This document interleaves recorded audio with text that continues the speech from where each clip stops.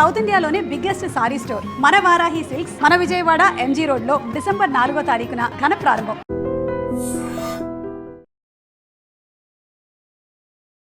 కృష్ణుడు ఒక సాధారణమైన మనిషి అనుకుంటే భగవద్గీత యొక్క వాల్యూ ఇంకా లేదు, మీకు దక్కదు. భగవద్గీతను అర్థం చేసుకోవాలంటే ఒకే ఒక కండిషన్. కృష్ణుడు దేవుడు నమ్మితే భగవద్గీత అనే ఆ తేనె బాటిల్ ఉంటుంది చూడండి, అది ఓపెన్ అవుతుంది. లేకపోతే బాటిల్ చూస్తారు, తేనె ఉంది, అన్ని రకాలుగా ఉన్నాయి, కానీ అది దొరకదు మాట ఎవరికైనా. ఇప్పుడు రాధాకృష్ణులు అంటారు, రాధని మాత్రం పెళ్లి చేసుకోలేదు. అష్ట భార్యలు ఉన్నారు, రుక్మిణి, సత్యభామ, జాంబవతి, ఇలా 8 మంది ఉన్నారు. అలాగక్కడ 16,000 మంది గోపికలను కూడా పెళ్ళాడారు. What to do, what not to do అనేది కావచ్చు, వీటన్నిటిని కృష్ణుల్లోనే ఇన్ని రకాల వేరియేషన్స్ కనిపిస్తున్నాయే, ఎలా కృష్ణుడు దేవుడు అవుతాడు అనే వాళ్ళకి ఏం చెప్తారు? అక్కడ అర్జునుడు యుద్ధం చేయడానికి వెనకాడుతున్నాడు. ఎందుకు అంటే అక్కడ ఉన్న వాళ్ళందరూ తన వాళ్ళందరినీ సంహరించి ఆ రాజ్యాన్ని పొందడం ఇష్టం లేక. కాకపోతే కృష్ణుడు మోటివేట్ చేస్తాడు, ఎంకరేజ్ చేస్తాడు, ఆ తర్వాత వచ్చే ఫలితం గురించి చెప్తాడు. అక్కడ ఫలితం అనేది కనిపిస్తోంది. బట్ అదే కృష్ణుడు నిష్కామ కర్మ గురించి ఎందుకు చెప్తాడు? మీరు ఫలితాన్ని ఆశించకుండా చేసేయండి, మిగతా అదంతా నేను చూసుకుంటాను అనే మాట ఎందుకు వస్తుంది అక్కడ? పర్ప్లెక్సిటీ కావచ్చు, లేకపోతే చాట్ జీపీటీ కావచ్చు, జెమినై కావచ్చు, ఫ్రాక్షన్ ఆఫ్ సెకండ్స్లో అన్నీ అవైలబుల్గా ఉన్నప్పుడు ఇమ్మీడియట్గా నాకు కావాల్సినటువంటి ఆన్సర్స్ అన్నీ వచ్చేస్తున్నాయి ఇక్కడ. Then why Bhagavad Gita? అందులోనే అన్నిటికీ ఆన్సర్ ఉంది అని ఎలా చెప్తారు మీరు? సో ఇప్పుడు భగవద్గీత మనం చదవాల్సినటువంటి అవసరం, ప్రతి ఒక్కరూ చదవాలి. ప్రతి ఒక్కరూ చదవడానికి ఒక మోటివేషన్ అనేది కూడా ఉండాలి. ప్రతి ఒక్కరూ చదవడానికి ఒక సమయము, సందర్భము ఇలాంటివన్నీ ఉంటాయి కదా.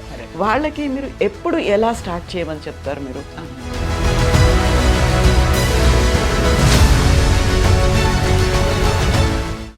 నమస్తే, నేను Kavitha. Welcome to I dream. మనం ఆనందంలో ఉన్నా, లేకుంటే దుఃఖంలో ఉన్నా, విజయాన్ని సాధించినా, ఓటమి చెందినా, దేనికైనా మేము భగవద్గీతనే డిపెండ్ అవుతున్నాం అనే వాళ్ళ మాట ఈ మధ్యకాలంలో విపరీతంగా పెరుగుతోంది.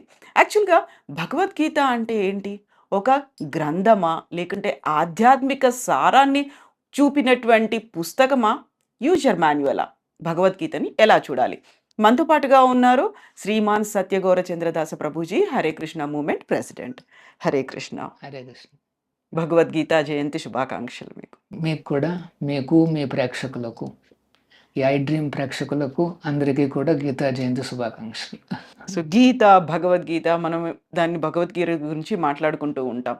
అసలు భగవద్గీత అనగానే మనకు కృష్ణుడు అర్జునుడికి యుద్ధక్షేత్రంలో బోధించినటువంటి ఒక సారమో, లేకుంటే ఆ 18 పర్వాలో ఇవన్నీ గుర్తొస్తూ ఉంటాయి కదా. ఇది కాకుండా యాక్చువల్గా ఇప్పుడు జనరేషన్కి భగవద్గీత అంటే దాన్ని మళ్ళీ 5,000 సంవత్సరాలకు పూర్వం ఇది ఉద్భవించింది. దాన్ని ఇప్పుడు మనం జయంతిగా జరుపుకుంటున్నాం. గీతా జయంతిగా జరుపుకోవాల్సిన అవసరం ఏముంది? సో ఈ రోజున గీతా జయంతి మొత్తం ప్రపంచం అంతా కూడా సెలబ్రేట్ చేసుకుంటున్నారు. గీతా జయంతి అంటే మన భాషలో చెప్పాలంటే బర్త్డే.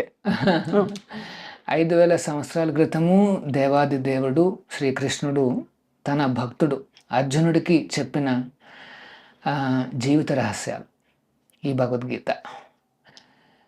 సో అందుకని గీతా జయంతి అనేసి మనం ప్రతి సంవత్సరం కూడా సెలబ్రేట్ చేసుకుంటాం. యాక్చువల్గా అదొక సంవాదం, అంటే కన్వర్జేషన్ అన్నమాట. అర్జునుడు తనకున్న డౌట్స్ అన్ని అడుగుతున్నాడు. కృష్ణుడు వాటిని తీరుస్తూ అర్జునుడికి కాస్త ఇన్స్పిరేషన్ ఇస్తున్నాడు అన్నమాట. కానీ వాళ్ళ లాంగ్వేజ్ సంస్కృతము, మరియు ఛందస్సు కూడా అనుష్టుప్ అంటారు, అంటే చాలా తీయగా ఉంటుంది అన్నమాట. వినడానికి అంత వినసొంపుగా ఉంది కనుక దాన్ని గీతంలా వింటున్నాం కనుక దాన్ని భగవద్గీత అన్నారు అన్నమాట. భగవత్ అంటే భగవానుడు చెప్పిన గీత, సో దాన్ని భగవద్గీత అంటారు. ఇప్పుడు కృష్ణుడు ఒక సాధారణమైన మనిషి అనుకుంటే భగవద్గీత యొక్క వాల్యూ ఇంకా లేదు, మీకు దక్కదు. సో భగవద్గీతను అర్థం చేసుకోవాలంటే ఒకే ఒక కండిషన్ ఏమిటంటే కృష్ణుడు దేవుడు, భగవంతుడు, దేవాది దేవుడు అని అట్లీస్ట్ థియరిటికల్గా నమ్మితే అప్పుడు భగవద్గీత అనే ఆ తేనె బాటిల్ ఉంటుంది చూడండి, ఆ సారం ఏదైతే ఉందో అది ఓపెన్ అవుతుంది. లేకపోతే బాటిల్ని చూస్తారు, తేనె ఉంది, ఉమ్, అన్ని రకాలుగా ఉన్నాయి, కానీ అది దొరకదు మాట ఎవరికైనా. ఉమ్, సో ఇప్పుడు ఆ భగవద్గీతలోనే మనం చూస్తే ఉమ్, అర్జునుడు మాట్లాడుతున్నప్పుడు వ్యాసదేవుడు ఏమన్నాడు అంటే అర్జున వాచ అన్నాడు. ఉమ్, ధృతరాష్ట్రుడు మాట్లాడుతూ ఉంటే ధృతరాష్ట్ర వాచ అన్నాడు. సంజయుడు మాట్లాడుతుంటే సంజయ వాచ. కానీ కృష్ణుడు మాట్లాడుతుంటే భగవాను వాచ అన్నాడు. ఉమ్, అంటే ఈజ్ డిస్టింగ్విషింగ్ ఇద్దరి మధ్యన వీళ్ళ మాటలు భగవంతుడు మాటలు తేడా అది చూపిస్తున్నాడు అనమాట. ఆ రచయితే ఆ వ్యాసదేవుడే అంటున్నాడు అనమాట కృష్ణుడు భగవంతుడు అనేసి. సో మరి ఈ భగవద్గీతలో ఏం జరిగింది యాక్చువల్గా కాంటెక్స్ట్ ఏమిటంటే చాలా సింపుల్. అర్జునుడు మనకు తెలుసు లీడింగ్ కమాండర్, ఉమ్, పాండవుల్లో ఒక లీడింగ్ పాండవ. అండ్ ఎన్నో రకాలుగా ఆయుధాలు సమకూర్చుకున్నాడు, ఎన్నో యుద్ధాలు చూశాడు, రక్తాన్ని చూశాడు, శత్రువులను చూశాడు. అయినప్పటికీ కూడా కురుక్షేత్ర రంగానికి రాగానే అక్కడ కాస్త పరిస్థితులు గమనించగానే అంత ఎక్స్పీరియన్స్డ్ యోధుడు, ఉమ్. స్కిల్స్ బాగున్నాయి, ఫైటింగ్ నాలెడ్జ్ చాలా బాగుంది, అన్ని అస్త్రశస్త్రాలు ఉన్నాయి. అన్నీ ఉన్నాయి. కురుక్షేత్రానికి ముందు అందరి దగ్గరికి వెళ్ళి సంపాదించుకున్నాడు కూడా. ఉదాహరణకి పరమశివుడి దగ్గరికి వెళ్ళి ఆ పాశుపతాస్త్రం. అది కూడా తెచ్చుకున్నాడు. సో అట్లాంటివన్నీ సమకూర్చుకున్నాడు, అంత ధైర్యంగా ఉంది. ఆ క్షణంలో ఒక మలుపు తిరిగిందన్నమాట. తన ముందు నించుంది ఎవరా అనేసి కాస్త పరిశీలనగా చూస్తే ఉమ్, అక్కడ కనిపిస్తున్నారు తాతగారు, గురువులు, తండ్రి సమానులు, ఎంతోమంది బంధువర్గాలు అనిపించిందన్నమాట. యుద్ధం తర్వాత వీరందరూ ఉండరు, ఎక్కడో కలుక్కుమంది. ఫ్యామిలీ కాన్ఫ్లిక్ట్లు, కాస్త ఒత్తిళ్ళు, ఉమ్, స్ట్రెస్లు, టెన్షన్లు అంటాను చూడండి, అవన్నీ కలిపి ఒకేసారి వచ్చాయి అర్జునుడికి. సో అంత పెద్ద యోధుడు ఈ కాన్సిక్వెన్సెస్ అన్నీ తెలుసుకొని వెంటనే కూర్చుని పోతాడు. రథం మీద కూర్చుంటే కృష్ణ నా వల్ల కాదు, నేను ఫైటింగ్ చేయను, ఉమ్.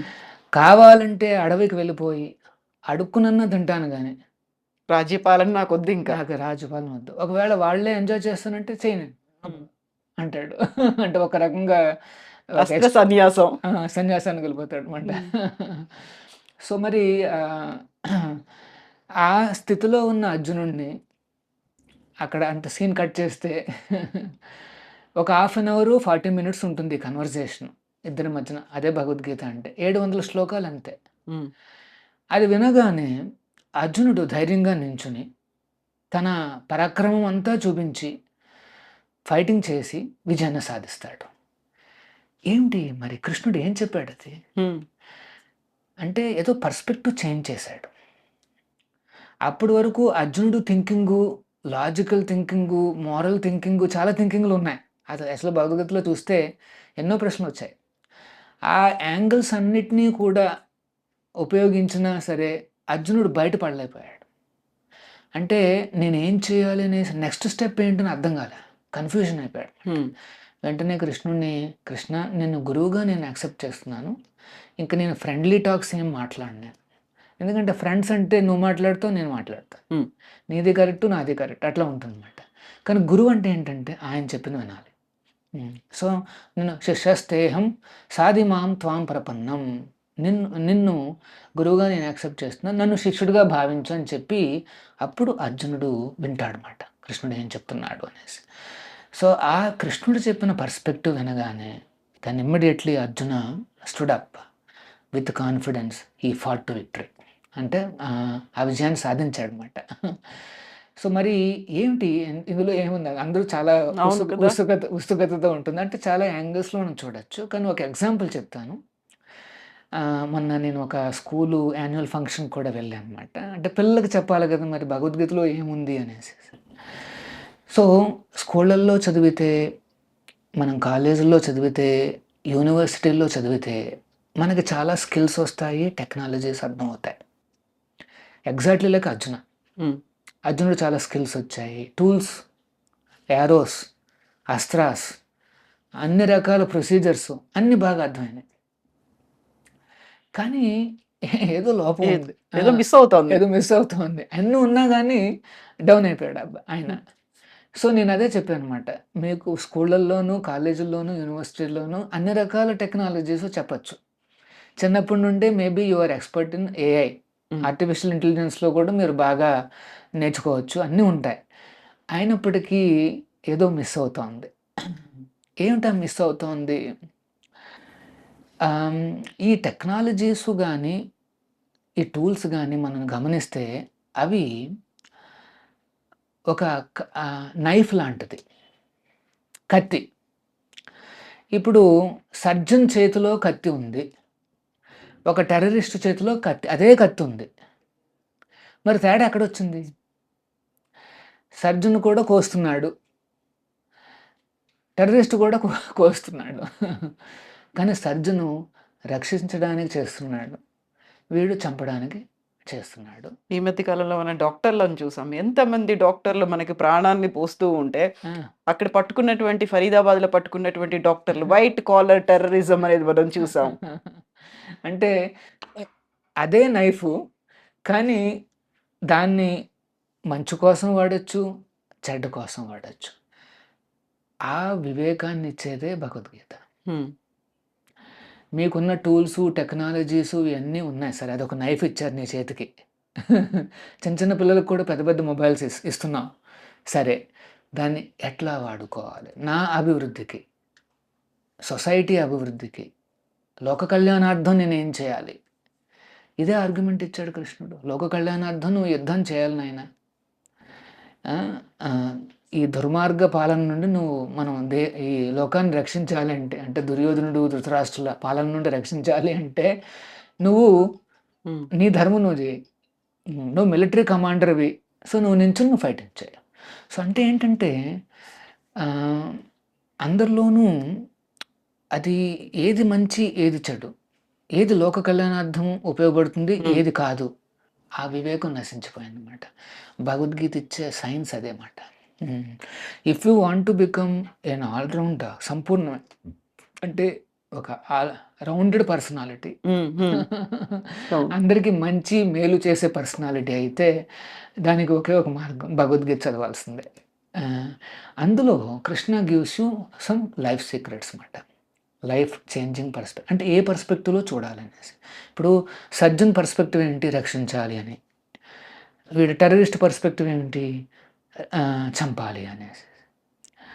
సో, ఆహ్, మరి అర్జునుడి పర్స్పెక్టివ్ ఏమిచ్చాడు?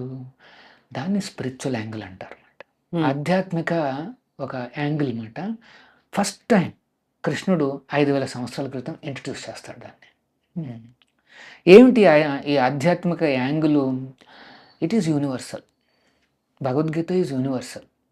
అందులో మతపరమైన రిచువల్స్ అంటే ఏం లేవు. అట్లాంటివంటి అన్నీ ట్రూత్ ఏమిటి? ఆ పరమ సత్యం ఏమిటి అని చెప్తాడు కృష్ణుడు. హ్మ్. ఇప్పుడు ఉదాహరణకి అందరూ కూడా పుట్టిన తర్వాత శరీరాలు మారుస్తూ ఉన్నారు.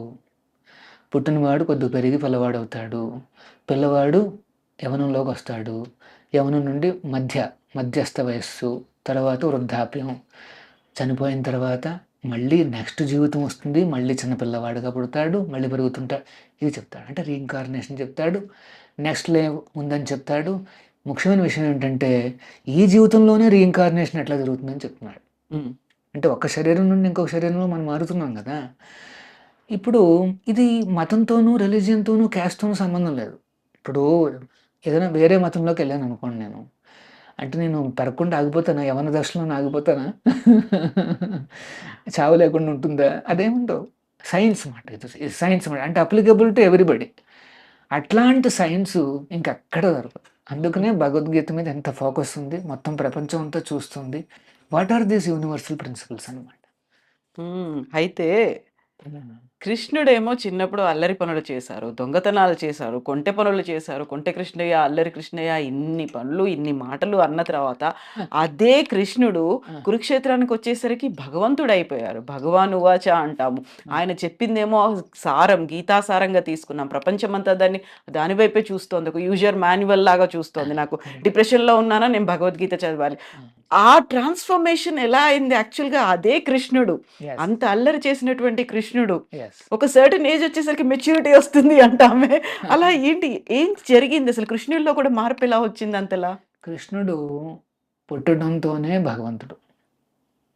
యాక్చువల్‌గా కరెక్ట్‌గా చెప్పాలంటే భగవంతుడు దిగి వచ్చిన హ్మ్. రూపం మాట.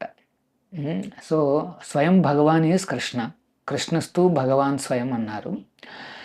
ఆ దేవాది దేవుడు ఈ లోకం నుండి డిస్కనెక్ట్ కాదు. హ్మ్. అంటే దేవుడు వేరు, ఈ లోకం వేరనేసి కాదు. He has some interest. So అప్పుడప్పుడు దిగి వస్తాడు, హ్మ్. కృష్ణుడే దిగి వస్తాడు. వచ్చినప్పుడు తను ఏం చేస్తాడంటే షడ్ ఐశ్వర్యాలను చూపిస్తాడు. హ్మ్. షడైశ్వర్యాలు అంటే 6 రకాల ఐశ్వర్యాలు అన్నమాట. భగవంతుడిలో అనంతంగా ఉంటాయండి. ఒకటేంటంటే రూపమాధుర్యం, తన అందచందాలు చూపిస్తాడు. తర్వాత రెండోది ఏంటంటే పవర్, హ్మ్. Personal strength. గోవర్ధన పర్వతాన్ని ఎత్తుతాడు. 7 ఏళ్ల వయసులో అంత పెద్ద పర్వతం. పుట్టగానే పూతను చంపుతాడు. అంటే he is not become God after some time, but actually from the day 1 hmm. 3 రోజుల్లోనే పూతన వచ్చేస్తుంది. 3-4 రోజుల్లో, ఒక వారం లోపల వచ్చేస్తుంది ఆవిడ. సో తన పవర్ని కూడా చూపించాడు. ఇంకొక ఐశ్వర్యం ఏమిటంటే నాలెడ్జ్ అన్నమాట. భగవంతుడు ఆ నాలెడ్జ్ని ఈ భగవద్గీత రూపంలో కూడా ఇచ్చాడు అనమాట. అంటే he is exhibiting his power sir. అంటే ఆ అపులెన్సెస్ అన్నమాట. ఎందుకు? ఏదన్నా పర్సనాలిటీ అట్రాక్టివ్గా ఎప్పుడు మారతాడంటే when a person becomes attractive. ఇది ఆచార్యులు వారు అంటే మన సేజెస్ అనలైజ్ చేశారన్నమాట. When a personality becomes very attractive. Hmm. ఎవరికైతే బాగా డబ్బులు ఉంటాయో హీల్ బికమ్ అట్రాక్టివ్. అంటే అందమని కాదు, there is some attraction. Yeah! అవును. అవును. ఇప్పుడు టెంపుల్‌కి సే అంబానీ వస్తున్నాడు అనుకోండి. మనం పీస్‌ఫుల్‌గా ఇట్లా చేసుకోలేం. చాలామంది వస్తారు చూడ్డానికి. సరే. రెండోది ఏంటంటే సేమ్ బ్యూటీ. సే సమ్ గొప్ప హీరోయిన్నో లేదా హీరో ఎవరో వచ్చారనుకోండి. ఎగైన్ మనల్ని పట్టించుకున్న వాళ్ళు ఉండరు. Next power. సే సీఎం గారు వస్తున్నారు, పీఎం గారు వస్తున్నారంటే obviously that is more attractive event మాట. తర్వాత నాలెడ్జ్ ఉన్నవాళ్ళు. అప్పుడు మనం క్లాస్‌లో చూస్తుంటామండి. Hmm. He may not look very attractive, I mean beauty wise, కానీ ఆ విజ్డమ్‌లో నాలెడ్జ్ బాగా ఉంటే automatic there is some attraction is there. Oh! Number 1 రా క్లాస్‌లో అనేసేసి అందరి అటెన్షన్ వస్తుందన్నమాట. అవును. ఇంకోటి ఏంటంటే రినౌన్సియేషన్ కూడా అట్రాక్టివ్. ఎవరైనా ఈ ప్రపంచాన్ని త్యజించారు, మానవ కళ్యాణం కోసం పనిచేస్తున్నారంటే వాళ్ళు కూడా అట్రాక్టివ్. ప్రజలు they will give respect and attention to them. So they analysed this and then they said this 6 opulences hmm. Attracts everybody's attention, and who is having these opulences in full is God. Hmm. అది this the definition. మనం చూస్తుంటాం ఇవన్నీ అపులెన్సెస్ అందరికీ ఉంటాయి, కానీ ఎవరికైతే ఫుల్గా ఉంటాయో that is God and that is Krishna. మీరు కృష్ణుడిలో చూసింది ఇదే. చిన్నప్పుడు ఆ లీలా మాధుర్యాన్ని చూపించాడు. హ్మ్. ఆ తర్వాత అవసరమైతే తన ఆ నాలెడ్జ్‌ని కూడా, జ్ఞానాన్ని కూడా ఇచ్చాడు అర్జునుడికి. ప్రథమ గురువుగా, జగద్గురువుగా ఆయన్ని కొనియాడేవాళ్ళు చాలామంది ఉన్నారు. అట్లా మాట is a complete personality of hmm. Godhead. ఏ లోపము లేని సంపూర్ణమైన supreme personality of Godhead. Hmm. అదే కృష్ణుడు. ఇప్పుడు మనం జెన్‌జీ గురించి మాట్లాడుకుంటున్నాం. ఆ. అంతా అవైలబుల్‌గా ఉంది. ఏఐ టెక్నాలజీ ఉంది. అంతా మన మొబైల్‌లోనే సమస్తం ఉంది. పర్‌ప్లెక్సిటీ కావచ్చు, లేకపోతే చాట్ జీపీటీ కావచ్చు, జెమినై కావచ్చు, ఏది అడిగినా కానీ నాకు ఇలా వితిన్ ఫ్రాక్షన్ ఆఫ్ సెకండ్స్‌లో అన్నీ అవైలబుల్‌గా ఉన్నప్పుడు, ఇది కదా నాకు చాలా హ్యాండీగా ఉంది. నేను ఎక్కడికెళ్ళినా, ఏ సమయంలో అడిగినా, ఏ సందర్భం గురించి అడిగినా ఇమ్మీడియేట్‌గా నాకు కావాల్సినటువంటి ఆన్సర్స్ అన్నీ వచ్చేస్తున్నాయి ఇక్కడ. Then why Bhagavad Gita? అందులోనే అన్నిటికి ఆన్సర్ ఉంది అని ఎలా చెప్తారు మీరు? కరెక్ట్. యాక్చువల్‌గా రీసెంట్‌గా ఒక రీసెర్చ్ జరిగింది. హ్మ్. ఈ మొబైల్స్ ఉన్నాయి, సోషల్ మీడియా పెరిగింది, కనెక్టివిటీ పెరిగింది. హ్మ్. కనెక్టివిటీ పెరిగి లోన్లీనెస్ పెరుగుతోంది. హ్మ్. అంటే ఇదేదో కాంట్రడిక్టరీగా ఉంది. అంటే కనెక్షన్‌లు పెరుగుతున్నాయి, ఫ్రెండ్స్ ఎక్కువగా ఉన్నారు, అన్నీ ఉన్నాయి. అయినప్పటికీ deep inside people are feeling lonely. ఒంటరితనం పెరుగుతుంది అనేసి ఒక ఆర్టికల్ వచ్చింది. ఏదో వెలితి కనిపిస్తోంది. ఏదో వెళ్తూ కనిపిస్తుంది. నేను ఆశ్చర్యపోయాను అనమాట. ఇదేంటి అనేసి నేను చదువుతున్నాను. వాళ్ళే రాస్తున్నారు. అంతమంది ఫ్రెండ్స్ ఉన్నా సరే లోతుగా ఎవరు ఫ్రెండ్షిప్ లేదన్నమాట. హ్మ్. అంతా ఏమంటారు, ఒక రకమైన ప్రొఫైల్ ఏదో క్రియేట్ చేసుకుని దాన్ని కాపాడుకుని అంటే అది మనం కాకపోవచ్చు కూడా, లేకపోతే వేరే వాళ్ళు రెస్పాండ్ అవుతారు, వాళ్ళు కూడా కాకపోవచ్చు.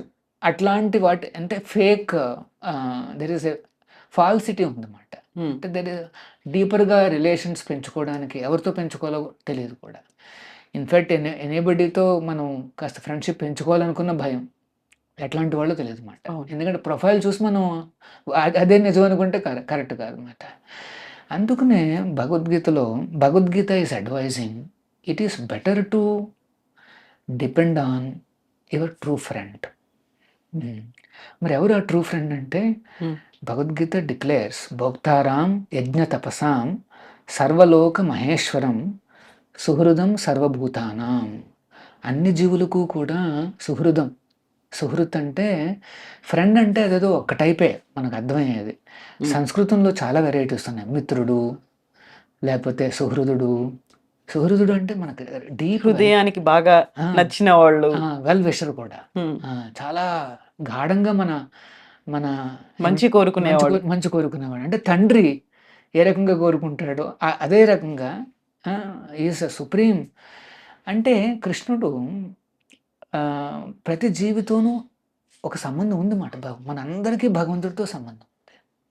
ఆ సంబంధాన్ని గుర్తు చేయడానికి మళ్ళీ మళ్ళీ దిగి వస్తాడు అన్నమాట దేవుడు. సో కృష్ణుడి మీద ఆధారపడి ఎవరైతే ఫ్రెండ్షిప్ డెవలప్ చేసుకుంటారో he will not be empty, he will not be lonely. మీరు అన్నారే ఈ గ్యాజెట్స్ అన్నీ సో క్లోజ్గా ఉన్నాయి, కృష్ణుడు ఇంకా క్లోజు, హృదయంలోనే ఉన్నాడు. అంటే ఇంకంతకంటే క్లోజ్ ఇంకెవరు లేరు. మన హృదయం లోపలే మన పక్కన నించుని చూస్తున్నాడు అనమాట. ఏమిటి వీడు నా ఎప్పుడు చూస్తాడు అనేసి. మరి అంటే కృష్ణుడు అంటే జస్ట్ ఫాదర్ అనే అలాగైనా చూడాలా అంటే కాదు. 5 రకాల సంబంధాలు సాధ్యం అన్నమాట కృష్ణుడితోనే. అందుకనే ఆయన్ని అఖిల రసామృత సింధు అంటాడు. సుప్రీం లార్డ్ ఈస్ అన్ని రకాల రిలేషన్షిప్స్కి is the object or is the source. ఒకటేంటంటే ఇలాగా, ఓ ఆల్మైటీ ఫాదర్, నువ్వు సుప్రీం ఫాదర్వి అనేసి అలా పూజించే వాళ్ళు కొంతమంది ఉంటారు. వాళ్ళని శాంతరసము అంటారు. అంటే దేవుడు గొప్పతనము ఆయన కీర్తిస్తూ అట్లా. రెండోది ఏంటంటే దాస్య. అంటే దేవుడు సుప్రీం పర్సనాలిటీ, సుప్రీం మాస్టర్, ఆయన్ని సేవించాలి అన్న భావన అన్నమాట. సేవలు చేస్తే బాగుంటుంది అనేసి. ఉదాహరణకి ఎగ్జాంపుల్ ఏంటంటే హనుమంతుడు, రామచంద్రుల వారంటే ఆయన్ని కూర్చోబెట్టుకుని వాహనంలాగా సేవించాడు. ఇంకొక రిలేషన్ ఏంటంటే సఖ్య. సఖ్య అంటే ఫ్రెండ్స్. అర్జునుడు కృష్ణుడు ఫ్రెండ్. అంటే అర్జునుడు కృష్ణుడిని చూస్తే ఈక్వల్గా చూస్తాడు, సమానంగా. ఇప్పుడు ఉదాహరణకి 4వ చాప్టర్లో కృష్ణుడు ఏమంటాడు అంటే, నేను ఈ భగవద్గీత జ్ఞానాన్ని ఎప్పుడో సూర్యదేవుడికి ప్రసాదించాను అంటాడు. ఆశ్చర్యపోతాడు అర్జునుడు. అదేంటి కృష్ణ, నువ్వు నేను ఒకేసారి పుట్టాం కదా, మరి నువ్వు సూర్యదేవుడికి చెప్పానంటున్నావు ఏమిటి అంటాడు. అప్పుడు కృష్ణుడు అంటాడు, అజోపి సన్ అవ్యయాత్మ. అర్జున, నా శరీరంలో మార్పులు ఉండవు. అవ్యయాత్మ, నేను ఐఎమ్ ఏ స్పిరిచువల్ పర్సనాలిటీ, నా శరీరంలో మార్పులు ఉండవు, కానీ నీ శరీరం మారుతూ వస్తుంది. అందుకు యాక్చువల్గా శరీరం మారితే మరుపు వస్తుంది, మర్చిపోతాం అన్నమాట. మన మరుపు ఎందుకు వస్తుందంటే డే టు డే మన శరీరాలు మారిపోతున్నాయి కనుక. But let us is a fixed personality. శరీరం ఇంకా మార్పులే ఉండవు. పర్టికులర్లీ బియాండ్ యవన Krishna you will not see old. అవును, అక్కడే ఆగిపోయాడు అనిపిస్తుంది. అక్కడే ఆగిపోయాడు అనిపిస్తుంది అనమాట. ఆల్వేస్ లుక్స్ నవయవ్వనం చ. సో మరి వెంటనే ప్రశ్న అడుగుతాడు, ఎందుకంటే ఫ్రెండ్ కింద భావిస్తున్నాడు కనుక ఆ క్వశ్చన్ వస్తుందన్నమాట. సో అది సఖ్య. తర్వాత వాత్సల్య. అంటే అందరూ దేవుణ్ణి ఫాదర్ అంటే కృష్ణుడు కొడుకు అయిపోతాడు ఇక్కడ. యశోద నందమహల మందర అంటే దేవుడికే మీరు ఫాదర్ కావచ్చు. ఆ తత్వం మన సంప్రదాయంలోనే లభిస్తుందన్నమాట, సనాతన సంప్రదాయంలో లభిస్తుందన్నమాట. అంటే దేవుణ్ణి తండ్రిగా కొలిచేవాళ్ళు సరే, దేవుణ్ణి పిల్లవాడుగా మరి తీసుకోవచ్చు అంటే అవును సాధ్యం అని చెప్తాం అనమాట. నెక్స్ట్ ఇంకోటి ఏంటంటే, కొంతమంది దేవుణ్ణి పెళ్లి చేసుకోవాలనుకుంటారు. Even that is permitted. ఈ వీటిని 5 రకాల అంటే ఇట్స్ కాల్డ్ రస. 5 ప్రైమరీ రసాస్ అన్నమాట. శాంతరస, దాస్యరస, సఖ్యరస, వాత్సల్యరస, మాధుర్యరస. ఈ 5 రకాల సంబంధాలు దేవాది దేవుడు సాధ్యం అన్నమాట భగవంతుడితో. అందుకనే రామచంద్రుల వారి సమయంలో ఒక 16,000 మంది భక్తులు ఇలా మాధుర్య భావంతో స్వామిని కొలిస్తే ఈ భౌతిక ఆకర్షణలన్నిటినీ దాటి వారు భగవంతుడి పైన కాన్సన్ట్రేట్ చేయగలిగారు కనుక, అంటే ఈ వాంఛలు ఉన్నంతకాలము మనం భగవంతుడి పైన ఆ అటాచ్మెంట్ కానీ సంబంధం కానీ మళ్ళీ మనం రివైవ్ చేయలేం. సో ఈ ఋషులందరూ ఘోర తపస్సులు చేసి ఈ భౌతిక వాంఛలన్నిటినీ వదిలిపెట్టి దేవుడి పైనే ఏకాగ్రతతో వాళ్ళు ఆ రకమైన సంబంధం కోరుకుంటారన్నమాట. అప్పుడు రామచంద్రుల వారి దగ్గర ఏమంటారు అంటే, నేను ఈ అవతారంలో ఏకపత్ని వ్రతుడిని, నెక్స్ట్ అవతారంలో మీ కోరిక తీరుతుంది అంటాడు. ఆ రకంగా కృష్ణుడు ఈ 16,000 మందిని వివాహం చేసుకుంటాడు ద్వారకాలో అన్నమాట. అంటే you can relate with God the way you wish to. అన్ని రకాల సంబంధాలు మనం భగవంతుడితో పెంచుకోవచ్చు అన్నమాట. బట్ ప్రస్తుతం మనందరం కామంతో మునిగిపోయి ఉన్నాం కనుక దేవుణ్ణి కామంతో చూడకూడదు. రెస్పెక్ట్ఫుల్గా ఫస్ట్ మనం ఆయన కొలిచి first we should get rid of all this lower tendencies, then only భగవంతుడు. ఎందుకంటే భగవంతుడు కంప్లీట్గా ప్యూర్ మాట. ఈ డజంట్ హ్యావ్ ఎనీ పరంబ్రహ్మ పరంధామ పవిత్రం. ఆయన సుప్రీం పవిత్రం. మనం ఆ పవిత్రం మనం కూడా ఇవన్నీ లోవర్ టెండెన్సీస్ అన్నీ వదిలిపెడితేనే కానీ ఆ సుప్రీం పవిత్రతకు రాలేం. అప్పుడే మనం రిలేట్ చేయగలుగుతాం అన్నమాట భగవంతుడితో. ఆ సైన్సే ఈ భగవద్గీత. అందులో కూడా ఉంది, ఇది కూడా ఉందన్నమాట. ఏ రకంగా గుణాతీతులం కాగలము. గుణం అంటే తెలుసు కదా, సత్వగుణము, రజోగుణము, తమోగుణం. ఈ గుణాతీతులు అయితేనే కానీ మనం కృష్ణుడిని డైరెక్ట్గా చూడలేము, ఆయనతో రిలేట్ చేయలేము అన్నమాట. ఇప్పుడు రాధాకృష్ణులు అంటారు, రాధని మాత్రం పెళ్లి చేసుకోలేదు.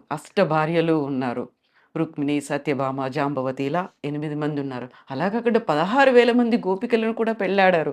ఇంత అయినప్పుడు ఆయన్ని మనం ఆదర్శనీయంగా తీసుకోవాలి. లేకుంటే ఆయన చెప్పినటువంటి మార్గం ఏదైతే ఉందో, ఆ సారం ఏదైతే ఉందో, మనకు జీవనానికి ఉపయోగపడుతుంది. మనం what to do, what not to do అనేది కావచ్చు, వీటన్నిటిని సెట్ చేసేటువంటి సారం అనేది పర్ఫెక్ట్గా మనం ఏం చేయాలి, మనం ఎలా ఉండాలి అనేది చెప్తుంది అనుకున్నప్పుడు, కృష్ణుల్లోనే ఇన్ని రకాల వేరియేషన్స్ కనిపిస్తున్నాయే, ఎలా కృష్ణుడు దేవుడు అవుతాడు అనే వాళ్ళకి ఏం చెప్తారు? యాక్చువల్గా మనం ఈ నరకాసుర చేస్తాం కదా, నరక చతుర్దశి. నరక చతుర్దశి నెక్స్ట్ రోజే దీపావళి. నరక చతుర్దశి అంటే నరకాసురుడు ఎంతోమంది రాజులను ఓడించేసి వాళ్ళ దగ్గర ఉన్న వాళ్ళ కన్యలను, భార్యలను, వీళ్ళందరినీ దొంగిలించి, భార్యలు కాదు కన్యలందరినీ దొంగిలించి, అంటే దొంగిలించంటే తన రాజ్యానికి తరలిస్తాడు. వాళ్ళను తనను పెళ్లి చేసుకోమని, వీడి కోరికలను తీర్చమని పీడిస్తూ ఉంటాడు అన్నమాట. అప్పుడు కృష్ణుడు తన భార్య సత్యభామ ఇద్దరూ కలిసి గరుడుడి మీద ప్రయాణం చేసి నరకాసురుడి వద్దకు వెళ్తారన్నమాట. వెళ్ళినప్పుడు సరే అక్కడ అది మనం కాస్త కట్ చేస్తే యుద్ధం పూర్తయింది, నరకాసురుడు చనిపోతాడు. అప్పుడు కృష్ణుడు వాళ్ళని విడిపించడానికి, చెర నుండి విడిపించడానికి వెళ్తాడు అన్నమాట. ఆ వైదిక సమయాల్లో ఏమిటంటే, ఎవరైనా ఒక అమ్మాయి, పెళ్లి కాని అమ్మాయి ఇంటి నుండి 3 రోజుల పాటు లేకపోతే ఇంక పెళ్లి కాదు. అప్పట్లో అంత స్ట్రిక్ట్గా ఉండేదన్నమాట. ఉమ్. ఎవరైనా if they are absent from the house for 3 days ఇంకా వాళ్ళకి పిల్లలు కావన్నమాట. సో అదే ఈ వీళ్ళందరూ కూడా అదే మొరపెట్టుకుంటారన్నమాట.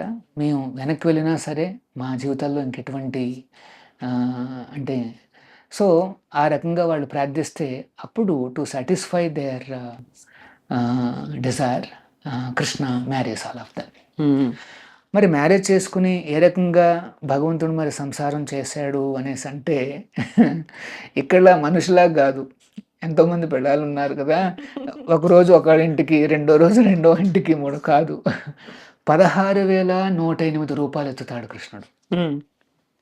ఆ ఒక్కొక్క రూపంతో ఒక్కొక్క భార్యతో ఒక ఐడియల్ గృహస్థగా ఎట్లా ఉండాలనేసి మానవ సమాజానికి చూపిస్తున్నాడు. ఉమ్. ఆ గృహస్థ ధర్మం కూడా చాలా ఇంపార్టెంట్ ధర్మం కనుక బ్రహ్మచర్యంలో ఎట్లా ఉండాలి. గురువు దగ్గరికి వెళ్ళాడు, సాందీపుని ముందు దగ్గరికి వెళ్ళాడు, గురువు ఆశ్రయాన్ని పొందాడు, ఆయన చెప్పిన 64 కళలు నేర్చుకున్నాడు, ఆయన గురుదక్షిణ ఇచ్చాడు. అలాగే గృహస్థ ధర్మంలో పెళ్లి చేసుకున్నాడు, వివాహం చేసుకున్నాడు, ఏ రకంగా తెల్లవారుజామునే లేవాలి, బ్రహ్మముహూర్తంలో లేవాలి, అట్లాగా అన్నీ చూపించాడు కృష్ణుడు. సరే తర్వాత ఒక యోధుడుగా, రాజుగా, ఒక క్షత్రియుడిగా ఎన్నో రకాలుగా Krishna has set a standard అనమాట.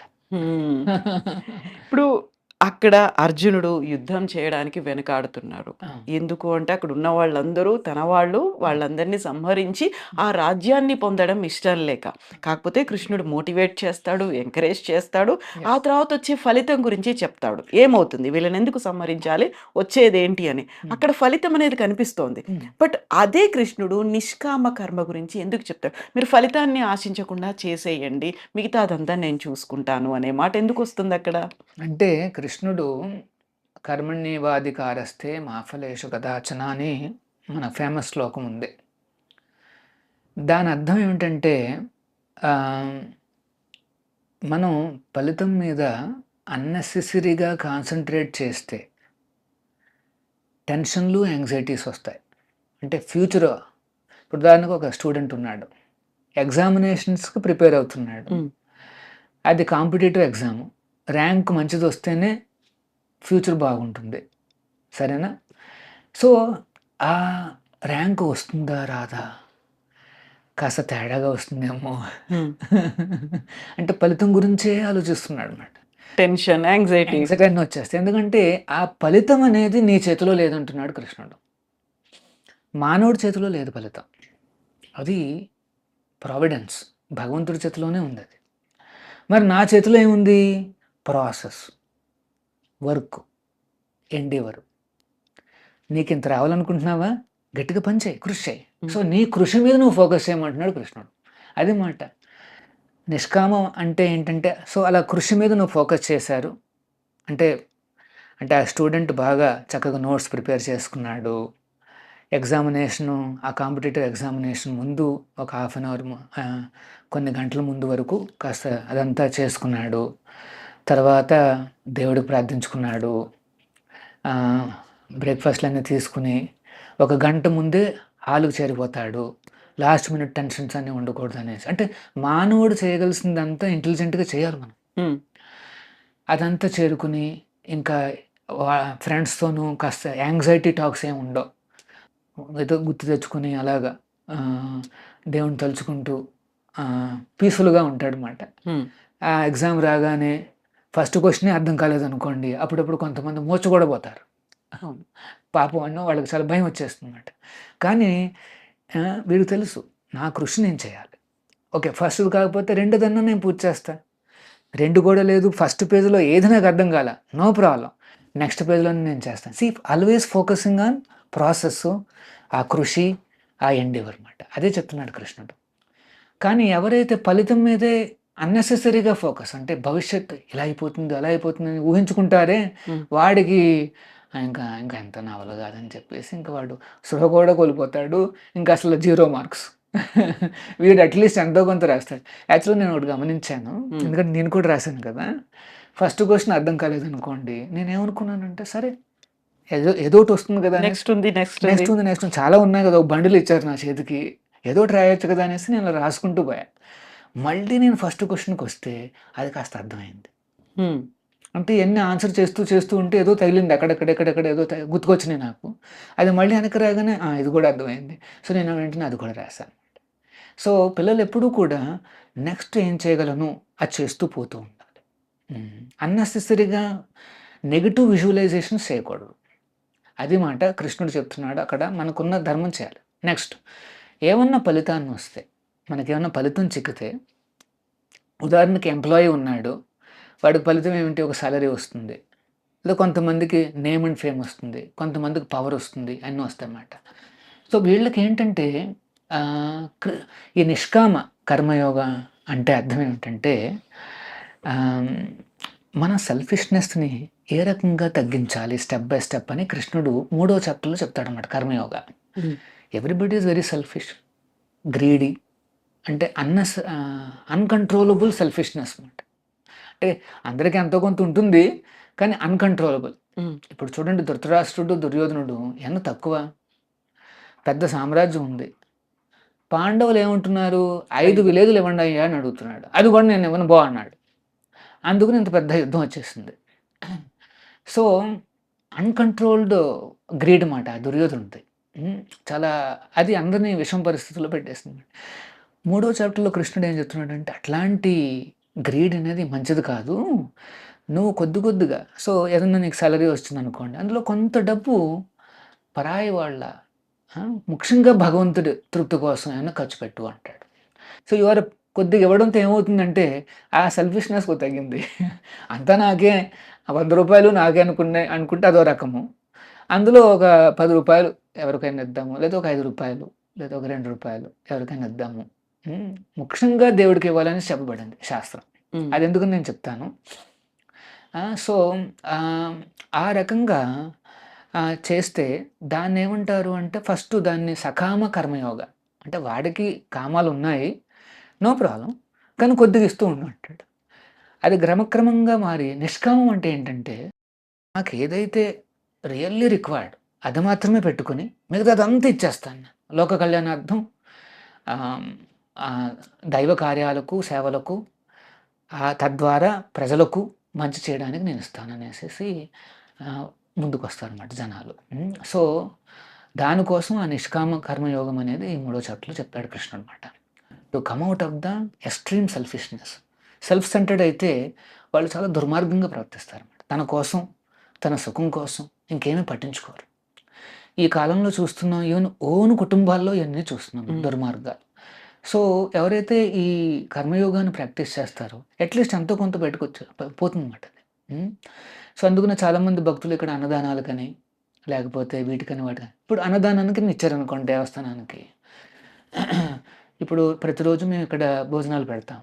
ఒక 400 దాకా మేము డైలీ మీల్స్ ఇస్తున్నాం. మరి ఆ మీల్స్ తీసుకునేది ఎవరు?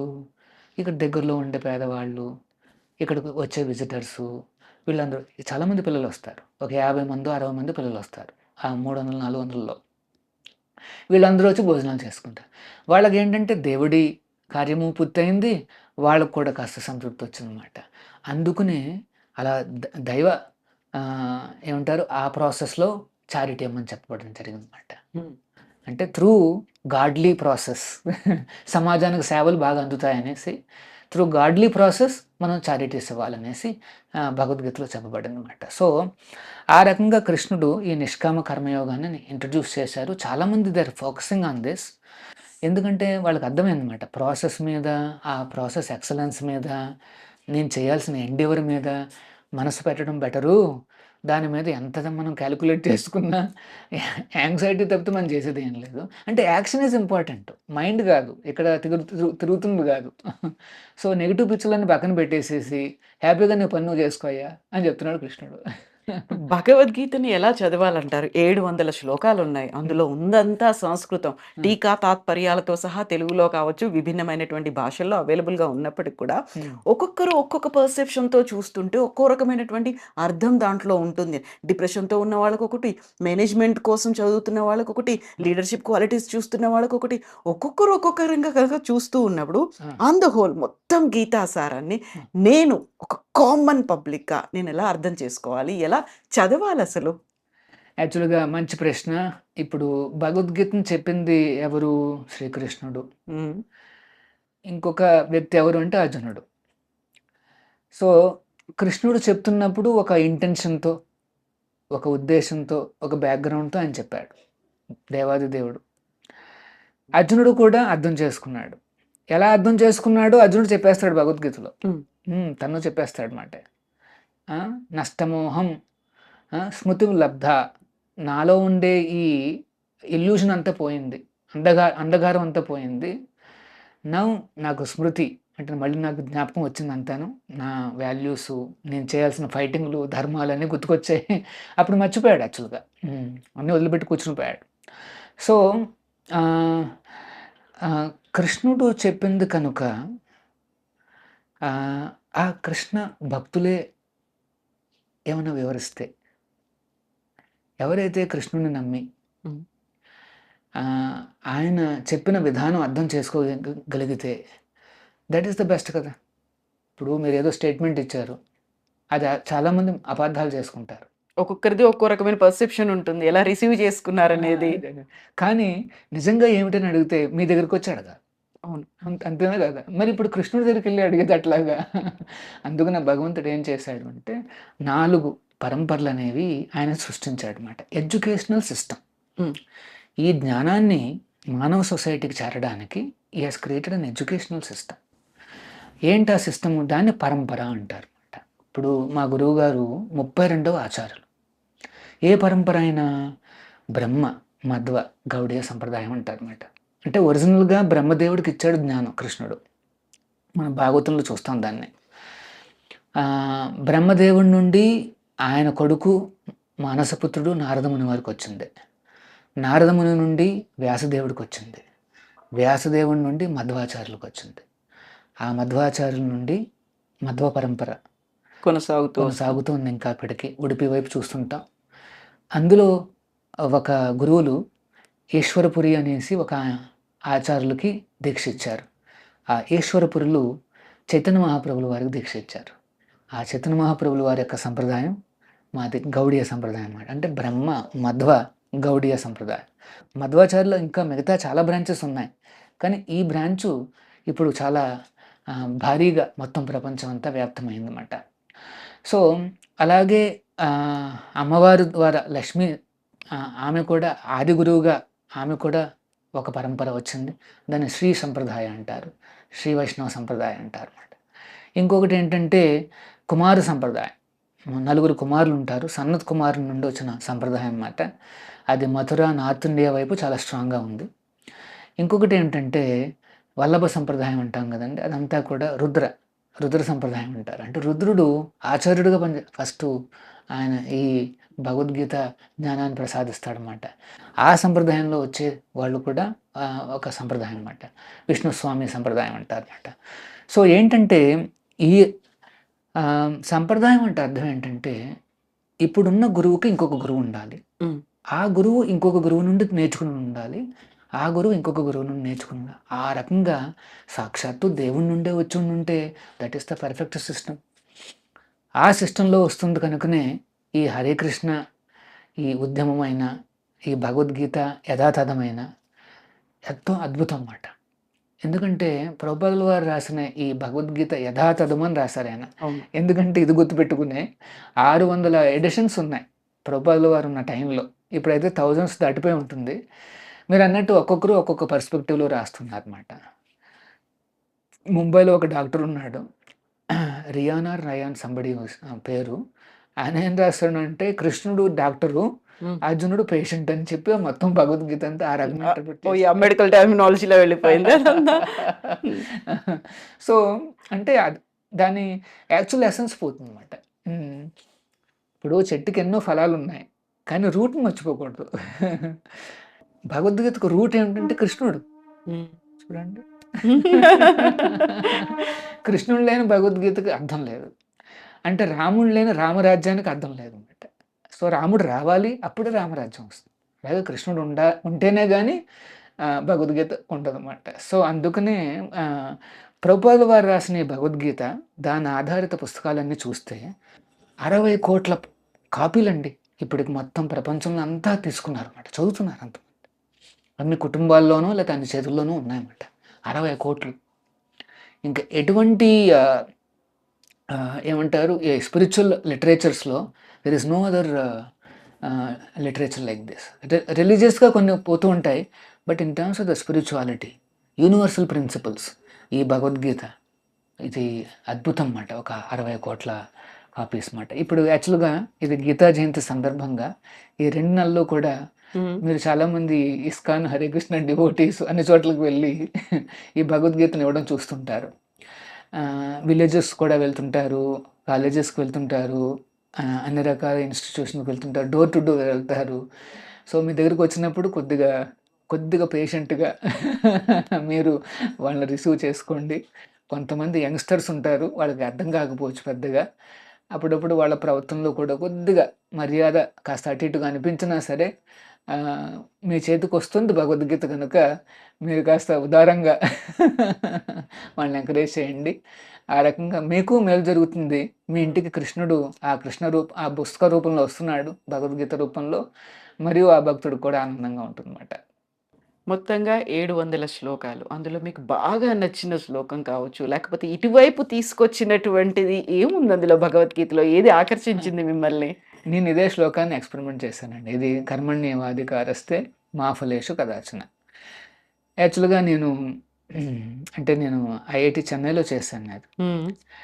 మనం ఎప్పుడైనా ఈ ఎడ్యుకేషన్లోకి వస్తే కొద్దిగా ఏమనిపిస్తుందంటే అంత సైంటిఫిక్, మేము సైంటిఫిక్ బ్రెయిన్, లాజిక్, రీజనింగ్ ఉంటే కానీ నేనేమి అసలు దేవుడు ఏంటి, ఆయన చెప్పడం ఏంటి, ఎక్కడ కూర్చున్నాడు, ఎవరు విన్నారు, ఎవరు రాశారు, అన్ని రకాల ప్రశ్నలు. తర్వాత సైంటిఫిక్ అప్రోచ్ అంటే ఏంటంటే మేము ఏదన్నా ఒక థియరీ వింటే దాన్ని ఎక్స్పెరిమెంట్ చేసి అబ్జర్వ్ చేస్తాం అన్నమాట, ఫలితాలు ఏంటి ఎలా వస్తున్నాయి అనేసి. అప్పుడు కానీ నమ్మరు. ఇప్పుడు ఫిజిక్స్ ఉన్నా, కెమిస్ట్రీ ఉన్నా, మనం ఫస్ట్ ఏంటంటే థియరీ వింటాం, తర్వాత దాన్ని ప్రయోగశాలకు వెళ్ళి ఎక్స్పెరిమెంట్ చేసి అబ్జర్వేషన్స్ అన్ని, రిజల్ట్స్ అన్ని నోట్ చేసుకుంటాం. ఎందుకంటే అది మనకి సైంటిఫిక్ గా కనిపిస్తుంది, రిజల్ట్ ఉంది కదా. సో నేను అన్నాను, నేను ఎట్లాగా ట్రై చేద్దాం అనుకుంటున్నాను, మరి ఏ శ్లోకం చేద్దాం అనేసి నేను దీన్నే పట్టుకున్నా. కర్మణ్యేవాధికారస్తే మా ఫలేషు కదాచన మా కర్మ ఫల హేతుర్భు మాతే సంగోస్తు అకర్మణి. అంటే కృష్ణుడు ఏమంటున్నాడంటే, you focus on your duty, ఫలితాలన్నీ నీ చేతిలో లేవు, దట్ ఈస్ ప్రావిడెన్స్. ఎన్నో రకాల ఫ్యాక్టర్స్ ఉంటాయి. సో నీ డ్యూటీని నువ్వు మాత్రం జాగ్రత్త చేయాలన్నాడు. సో నేనేమనుకున్నానంటే, నా డ్యూటీ ఏమిటి, కంపెనీ వాళ్ళు చెప్పిన ప్రకారం డ్యూటీ ఏంటంటే 10ంటికి అక్కడ రిపోర్ట్ చేయాలి, 6-6:30 కల్లా నేను అక్కడ అయిపోతుంది. అంటే 8 అవర్స్ అప్పట్లో, ఇప్పుడు కొద్దిగా అటు ఇటుగా ఉంది. సో నేను అప్పటి వరకు చేసి వచ్చేసామండి అనమాట. కాస్త వచ్చి కాస్త జపాలు, లేకపోతే preparing for the next day work, కాస్త హోంవర్క్ అట్లా చేసుకుని, little bit relaxing here and there అట్లా వెళ్ళి, అన్ని రకాలుగా నా ధర్మాలు ఉంటాయి కదా, ఫ్యామిలీ ఉంటుంది, అంటే తల్లిదండ్రులు ఉంటారు, వీళ్ళు ఉంటారు, వాళ్ళు ఉంటారు, వాళ్ళందరూ ఉంటారు. సో అందరితోనూ కాస్త అవన్నీ స్పెండ్ చేసి, ఆ రకంగా నేను చూస్తే ఏమైందంటే అన్నీ చక్కగా హోలిస్టిక్గా జరిగాయి. ప్లస్ 6 నెలల తర్వాత మాకు ఆ ప్రమోషన్కి రిజల్ట్స్కి అనౌన్స్మెంట్ వచ్చింది. నా ఫ్రెండ్స్ అందరూ కూడా చాలా కష్టపడి మిడ్ నైట్ వరకు కూడా ఆ ల్యాంపులన్నీ బర్న్ చేసేసి, ఆయిల్నన్నీ చేసేసిన వాళ్ళు కూడా ఉన్నారు. నేను చక్కగా 7ంటికల్లా అక్కడ బయలుదేరిపోవడము, లేకపోతే 6:30 కల్లా బయలుదేరిపోవడం, ఇక్కడికి వచ్చేయడము, తర్వాత అంతా అని చేశాను. There also smart people, there also from IITs and all those things. So చూసిన తర్వాత వాళ్ళ పేర్లు ఉన్నాయి, నా పేరు కూడా ఉంది. డిఫరెన్స్ ఏం కనిపించలేదు. కానీ వాళ్ళు ఏం చూసారంటే నాలో, యు ఆర్ మోర్ అటెంటివ్ అన్నారు. ఎందుకంటే నాకు అర్థమైందన్నమాట, నేను చేయాల్సిన డ్యూటీ నేను చేయాలి గట్టిగా, ప్రాసెస్ మీద ఫోకస్ చేయాలి అనేసి నేను డిస్ట్రాక్షన్స్ తగ్గించేసుకున్నాను అనమాట. అప్పుడప్పుడు బ్రేక్స్ అనేసి వెళ్ళిపోతుంటారు నా కొలీగ్స్, ఒక్కొక్క బ్రేక్ 15 నిమిషాలు తీసుకుని వస్తుంటారు. నేను ఆ బ్రేకులన్నీ బంద్ చేసేసా, ఫోకస్ చేశాను అనమాట దాని మీదే.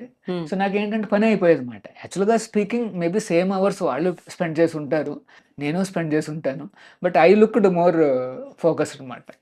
ఆ రకంగా నేను చేయడంతో I felt there's big difference. Work మీద చేస్తున్న కొద్దీ ఏమవుతుందంటే నెక్స్ట్ స్టెప్ అనేది వచ్చేస్తుంటుంది మైండ్‌లోకి.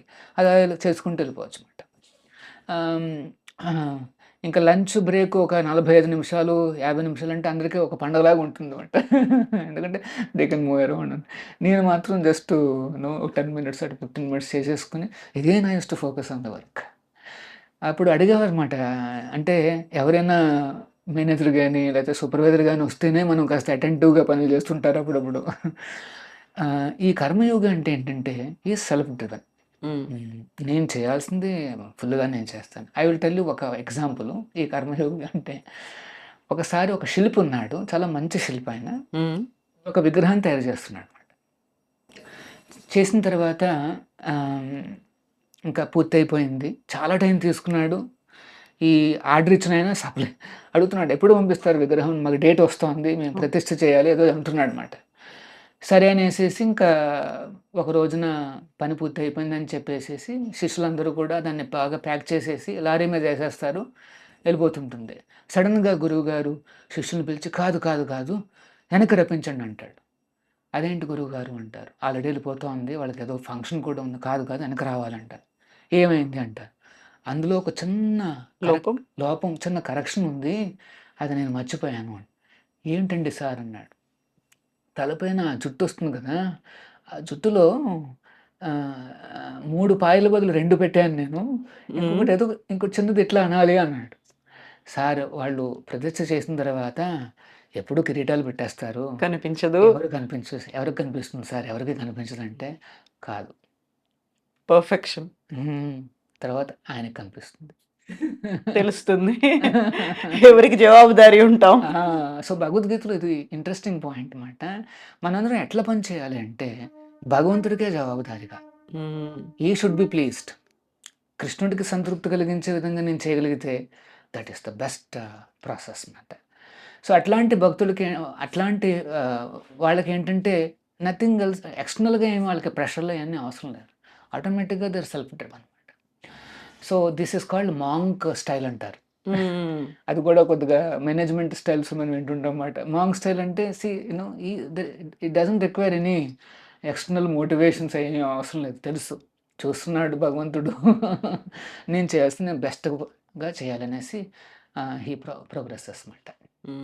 సో ఇప్పుడు భగవద్గీత మనం చదవాల్సినటువంటి అవసరం, either it may be good కావచ్చు, పాజిటివ్ కావచ్చు, నెగటివ్స్ ఉన్న వాళ్ళు కావచ్చు, డిప్రెషన్లో ఉన్న వాళ్ళు కావచ్చు, లోస్ హైస్ అందరూ ప్రతి ఒక్కరూ చదవాలి.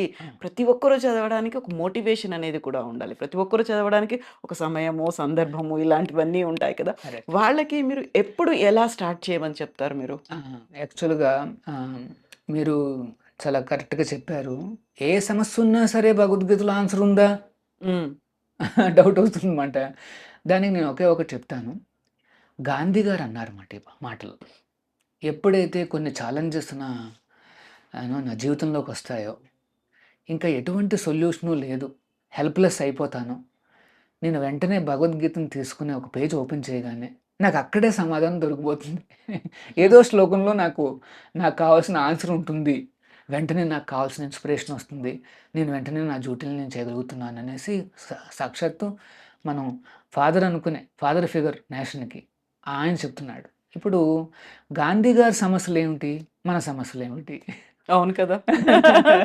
మన సమస్యలు మన ఫ్యామిలీకి మనకు సంబంధించినగా ఉంటాయి. ఆయన ఫ్యామిలీ చాలా పెద్దది, మొత్తం దేశం అంతా ఆయన ఫ్యామిలీ అన్నమాట. సో మరి ఆ ఛాలెంజెస్ చాలా ఎక్కువగా ఉంటాయి. ఎందుకంటే ఆయన ఒక్క డెసిషన్ తీసుకుంటే కోట్లాది మంది ఫాలో అవుతారు. ఆ ఇంపాక్ట్ అనేది ఆయన చాలా భయం కదా. మరి ఒక పొరపాటున అటు ఇటు అయితే సో మరి ఆయనకే సొల్యూషన్లు అందించిన భగవద్గీత మన దగ్గర ఉందే. సో మరి మన సొల్యూషన్స్కి తేలిగ్గా లభిస్తుంది, ఆన్సర్స్ అనేవి తేలిగ్గా లభిస్తాయి.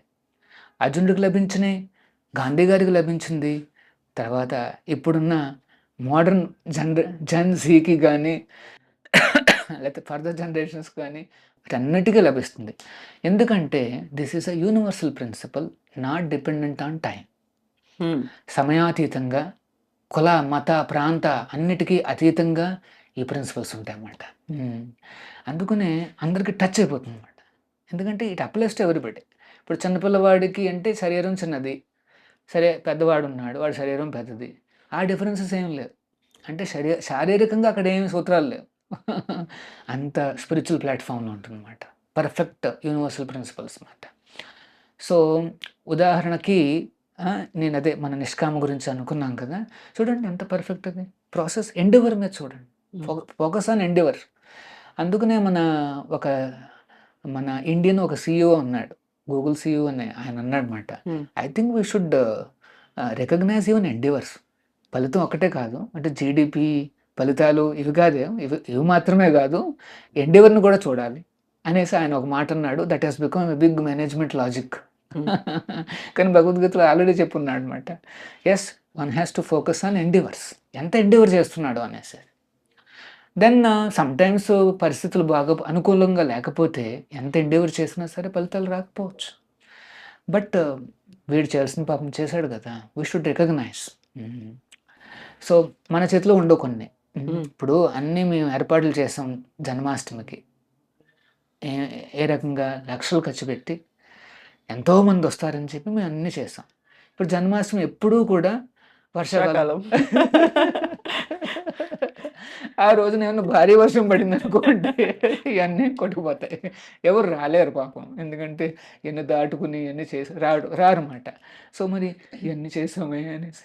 కానీ ముందుగానే అయ్యో వర్షం వస్తుందేమో అని చేయకుండా ఉంటే కృష్ణుడు ఏమంటున్నాడు, అద్దొద్దు, ఇన్యాక్షన్ వద్దు, యాక్షన్ చేయి. Actually Bhagavad Gita promotes action. నువ్వు చేయాల్సిన ఎండెవర్ నువ్వు చేసేస్తాయి. మరి లక్షలు ఖర్చు అవుతాయి, వృధా అయిపోతున్నాయి, ఎవరు రాకుండా ఎవరు చూడకపోతే ఎలా? అందుకని మనం ఇంటెలిజెంట్గా చేయాలి. మేము ఏం చేసామంటే ఏదైతే కాస్త కఠినమో అట్లాంటి ఏర్పాట్లు ముందుగానే చేసేసుకున్నాం. ఏదైతే చివరిలో ఆర్నమెంటలు డెకరేషన్స్ అన్నీ ఉంటాయి కదా, అన్నీ కొద్దిగా చెప్పి పెట్టాము. నాయనా మేము రేపు చెప్తాము అనేసి నేను కొద్దిగా అటు ఇటు అయితే ఎంతో కొంత సేవ్ చేసుకోవచ్చు అట్లా అన్నమాట. అంటే మనం మనిషి ఎంత చేయగలడో అంత చేయొచ్చు. కోర్స్ లాస్ట్ జన్మాష్టమి భగవంతుడు దయ, వర్షం లేదు. ఆ రోజు మాత్రమే 1,10,000 మంది వచ్చారండి ఇక్కడికి. ఈ దేవస్థానం అంతమంది హ్యాండిల్ చేయగలదనేసి. తిరుమలలో యావరేజ్ 70,000-80,000 మాట. అయినప్పటికీ అంత భారీగా. సో, అంటే ఎప్పుడు కూడా అదేదో నెగెటివ్‌గా పోతుందని ఆలోచించి మనం ఏమి చేయకపోతే దట్ ఈస్ నాట్ గుడ్ మాట. అంటే ఖాళీగా కూర్చోకూడదు. ఏదో ఒకటి చెయ్యి, కానీ ఇంటెలిజెంట్‌గా చేసుకో. సో, ఇప్పటి జనరేషన్ కోసం భగవద్గీతలోని ఏదన్నా ఒక శ్లోకం చెప్పమని దాన్ని బేస్ చేసుకొని ఇప్పుడు స్టార్ట్ చేయండి అలా అంటే ఏం చెప్తారు మీరు? అవును, కరెక్ట్. ఇప్పుడు ఈ రోజున గీతా జయంతి. మనం చాలా భగవద్గీత విశేషాలను వింటున్నాం. భారతీయులందరికీ కూడా తెలుసు. ఇంకొక విశేషం ఏంటంటే మన ఆచార్యులు ప్రభుపాదుల వారి కృషి వలన మొత్తం ప్రపంచానికి అంతటికీ కూడా భగవద్గీత యొక్క ఆ లోతైన యూనివర్సల్ ప్రిన్సిపల్స్ అన్నీ తెలుసుకోగలిగారన్నమాట. ఇప్పుడు భగవద్గీత అనేది భారతదేశం నుండి ఇవ్వబడిన ఒక అత్యద్భుతమైన గిఫ్ట్ మాట. ఒక మానవాళికి ఇచ్చిన గిఫ్ట్ అది. అది మన భారతదేశం నుండి వచ్చింది. సో, మనం అందరం కూడా భారతదేశంలో పుట్టడం అనేది అదృష్టం. ఎందుకంటే ఇక్కడ భగవద్గీత మనకు చిన్నప్పటి నుండి అవైలబుల్. అక్కడికి ఏంటంటే ఆచార్యుల వారు తీసుకెళ్ళేంత వరకు ఎవరికి నిజమైన భగవద్గీత చేరలేదు. సో, మరి ఇట్లాంటి అదృష్టం ఉన్న ఈ ప్రదేశంలో మనం భారతదేశంలో పుట్టాం. కృష్ణుడు, రామచంద్రుడు అంటే మనకు చిన్నప్పటి నుండి పేర్లన్న అలవాట్లు ఉన్నాయి. భగవద్గీతను కూడా చాలాసార్లు విని ఉంటాం. సో, పేరు తెలిసినంత మాత్రాన ఆ లోన ఉన్నది మనకు తెలుసు అనేసి అనుకోకూడదు.